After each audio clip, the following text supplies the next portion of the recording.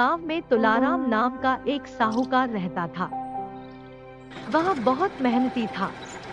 वह सुबह 5 बजे उठकर सबसे पहले अपने खेतों में जाता।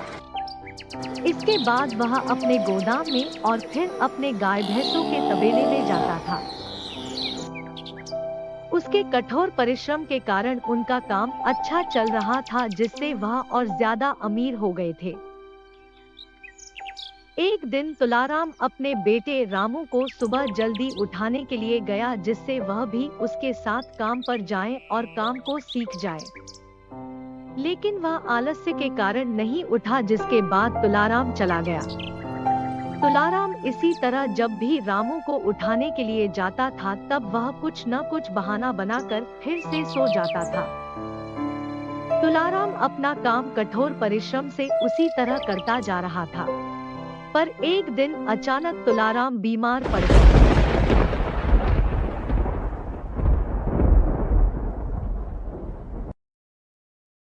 तुलाराम के बीमार पड़ने के बाद भी उसका बेटा पहले की ही तरह लेट तक सोता था। रामू की इस आदत के कारण धीरे धीरे व्यापार में घाटा होने लगा और जो तुलाराम ने कमाया था वह सब चला गया। यह सब देखकर तुलाराम की बीवी ने रामू को बुलाया। हमारे व्यापार में बहुत घाटा हो रहा है, इसको सही करने के लिए तुम कुछ करो।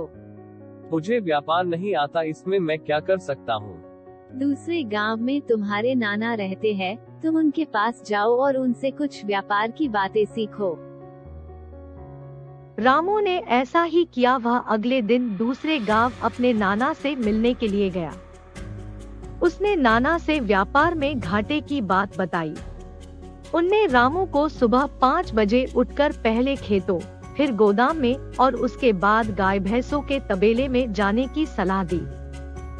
रामू अपने नाना की सलाह के अनुसार सुबह 5 बजे उठकर सब जगह जाने लगा।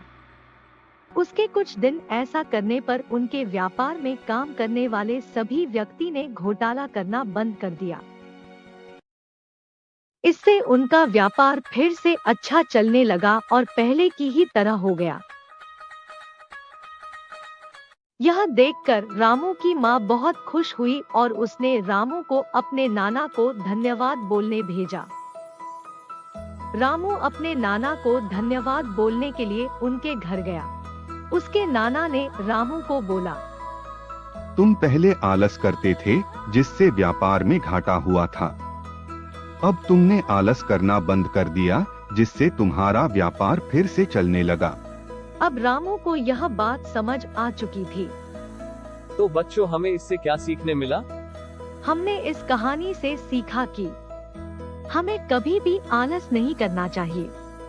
आलस करने से नुकसान होता है, जिस तरह रामू को पहले इससे नुकसान उठाना पड़ा।